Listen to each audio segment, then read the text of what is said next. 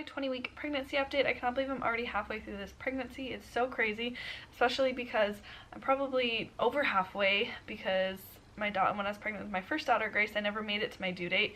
She was born like, I think like 4 or 5 days before her due date, so I don't expect this pregnancy to go all the way to my due date, although who knows, every baby's different. So let's jump right in. At 20 weeks, the baby is as big as a banana. That is 6.5 inches tall or long or whatever, and 10.1 ounces. Although my baby was measuring 11 ounces at I guess it was at 19 weeks and 6 days, so at the beginning of this week, basically. So my baby probably weighs more than that. I just want to read a few things from the app. It says, baby's got working taste buds at 20 weeks, and baby is gulping down several ounces of amniotic fluid each day. And it says that's significantly more than before. So, I don't know. Thought that was kind of cool. So, my symptoms this past week. Oh, today is Friday, so I'm 20 weeks and 6 days. Tomorrow, 20 weeks and 7 days? 6 days? I'm not sure how that works. Tomorrow I will be 21 weeks. So my symptoms for this past week have been headaches.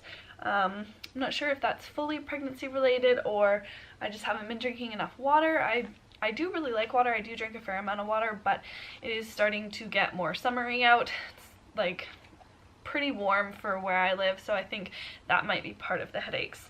And again, another thing that I don't know if is fully pregnancy related, my feet are definitely starting to get sore, but again, with it coming into summer, I've been wearing my flip-flops like probably like 90% of the time, so that might have a little bit to do with that. But either way, I'm definitely noticing my feet are starting to get sore and I'm wanting to be off my feet more often. Hungry all the time, have to pee all the time. Those are just usual symptoms now. And the next symptom, I've noticed, I've started to have some shortness of breath, which is like a really common pregnancy symptom. Actually last night I haven't had backaches. I think I mentioned them in week 18. I had them a few times throughout the week. And then 19 weeks I didn't have any, and then I haven't had any up until last night. My back was really sore to the point that I got one of those like microwave heating pad things. You like put in the microwave and it gets all warm, like full of beans.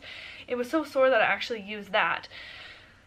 So I don't know what was up with that. It hasn't been sore at all earlier in the week or anything, so I'm not sure what was with that.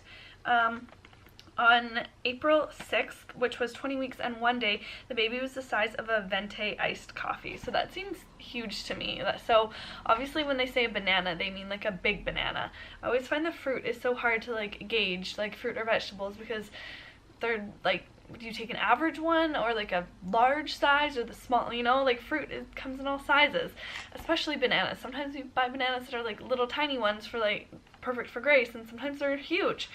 But at the beginning of 20 weeks, the baby's the size of a venti iced coffee. So that's pretty big. Like, I don't know, that big? I don't know. Everyone knows how tall a venti iced coffee is. And then April 8th, which was 20 weeks and 3 days, the baby's foot was about the size of a water bottle cap. So I thought that was kind of cute. That's pretty much all I have written down. The other thing that I wrote down, which is not specific to this week or this pregnancy, just totally random note that I haven't written down or talked about ever, so I thought I would talk about it this week, that when I have to sneeze, like, you know that feeling when you like feel a sneeze coming on? Right before that feeling, or when I have that feeling, I get super, super nauseous. Like, not just like queasy, but like nauseous to the point that I almost think I'm gonna throw up. And then I sneeze and it's fine, and like the feeling, I'm not nauseous anymore, and it's so weird. I remember feeling that way with Grace when I was pregnant with her, and then I totally forgot about it until I felt it this pregnancy, and it's happened since like day one, and it happened just like the other day once this week, so that's why I thought of it to write it down this week. I have no idea. I've never heard of anybody talking about that before. I think it's the weirdest thing. So if you've experienced that, please let me know, because I think it's so weird and I don't know why it happens. So that's all I have written down, but somebody commented, Amy Briggs, I remembered the name, let's see if I can pull it up. She commented on my last week's video. How do I find comments? Okay, so she said, I have a question if you'd be willing to answer it in your next video. Have you had any embarrassing / TMI or funny symptoms during your pregnancy, like lots of gas or farting, etc.? So I wrote something down. I thought about it for a while. I haven't really had a whole lot of like embarrassing or TMI symptoms, so I almost wasn't going to answer this, but she took the time to write the comment, so I figured I should take the time to at least answer it the best I can. And I know gas is a really like common early pregnancy symptom, but I never had that as something that was like unusual. So the only like embarrassing or TMI symptoms I could think of was, whoa, throwing my phone around, was when oh my god, I did it again. Okay, in like the early weeks, like I can't even say like a time frame, but for sure, at least like first trimester, I had constipation, which I guess is kind of an embarrassing symptom. I know it's a really common symptom. I couldn't put a time frame on that, but I would say like first semester.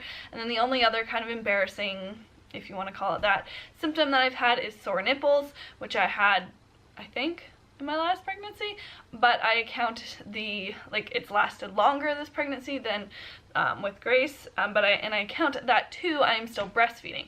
Grace breastfeeds 3 times a day still, in the morning when she wakes up, and to go down for her I was gonna say her morning nap, but go down for her nap. She only naps once a day, and then again at night. We are thinking about wanting to stop that. What's the word? There's a word for that. Wean her.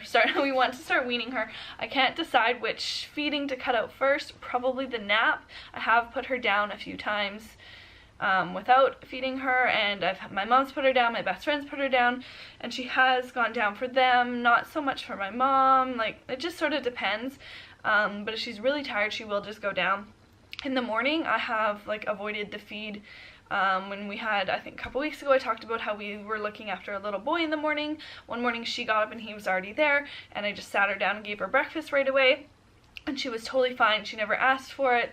So I think like it just sort of depends on what's going on. I think the nighttime feed would be the hardest to get rid of, although I kind of feel like if my biggest concern about I'll talk about this more because it does kind of play into this pregnancy, is when I do go to have this baby, like go to the hospital and spend time in the hospital, I am a little concerned of how Grace is going to do, like to be put to bed, basically. I know she'll be fine throughout the day. She spent time with my mom at various times of the day, so I know she will be fine, but I'm worried about her going to bed.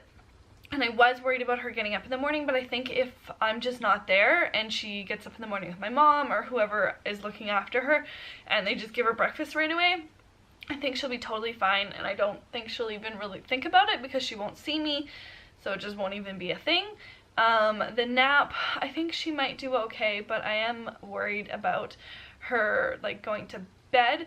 So one sort of solution that I've been thinking about, I don't know if it's totally a solution, I want to wean her, but I don't want to stop breastfeeding her just because there's a new baby. I want her to stop because she's ready to stop, if that makes sense. So what I have been thinking, because every night I feed her in her room on a rocking chair, and I'm thinking about how as my belly grows, that's going to be going to be more uncomfortable, and it's not really going to work. She's not going to be able to sit on my lap with like a big belly. So what I was thinking is that I will feed her on the couch out here, or even like in bed or something, and then Greg will take her into her room and sit in the rocking chair and rock with her for a few minutes, and then put her in her crib.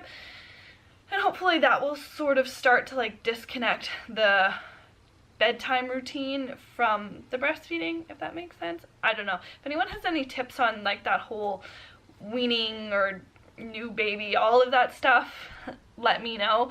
That is definitely my biggest fear with having like 2 kids, is that she's still breastfeeding. I don't want her to not like the new baby, because the new baby's obviously going to be breastfeeding as long as all goes well, you know, all that kind of stuff. So yeah, that's definitely a concern. I think that, yeah, that's the only TMI embarrassing symptoms I could think of. But thank you for your question, Amy. And that is all that I have written down. I'll show you my, it's pretty boring this week. I didn't draw a picture because I did have a banana sticker. So I don't know. I actually adjusted this before I filmed the video. I hadn't done it for this week. So that's all I have to say, I think. So I'm going to try and show my belly. I don't think it looks really any different from last week, but just for my own records, I will get a shot of it. So I am wearing this really long flowy shirt today, so it is kind of hard to tell with the shirt on. And then I have my tank top underneath, which I can't really tell either. I don't know. It's hard. It's really hard to like get the right angle to do this, especially where I have my camera. I feel like you can always see like the indent of my belly button. Oh, that's one other thing that I did want to talk about that I totally forgot to write down in my journal. That my belly button's like is definitely going to pop out. It's not like popped out, but I don't know. If you've been pregnant before, you know that your belly button goes through like stages, and it's like less indented than it normally is, if that makes sense. So it's something that I'm gonna like keep an eye on or whatever. It's definitely going to pop out, and I will let you know when it does. But yeah, it's hard to get a good shot. So that's probably the best shot. I don't have any new stretch marks. The camera doesn't really pick them up. There's the line I was talking about before. So that is all for my 20-week pregnancy update. I hope you enjoyed. If you did, please give this video a thumbs up and subscribe to follow our journey. See you in the next one. Thanks for watching. Bye.